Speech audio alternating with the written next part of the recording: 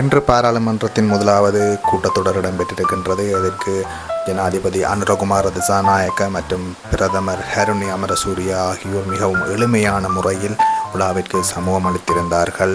அதில் அனுரகுமார திசாநாயக்க தனது கொள்கை பிரகடன உரையில் நீதித்துறை வலுவாக செயலிழந்துள்ள இருப்பதாகவும் தெரிவித்திருக்கின்றார். அதை நாங்கள் மீள கட்டியெழுப்ப வேண்டியதன் அவசியத்தையும் அவர் தெளிவுபடுத்தியிருக்கின்றார்.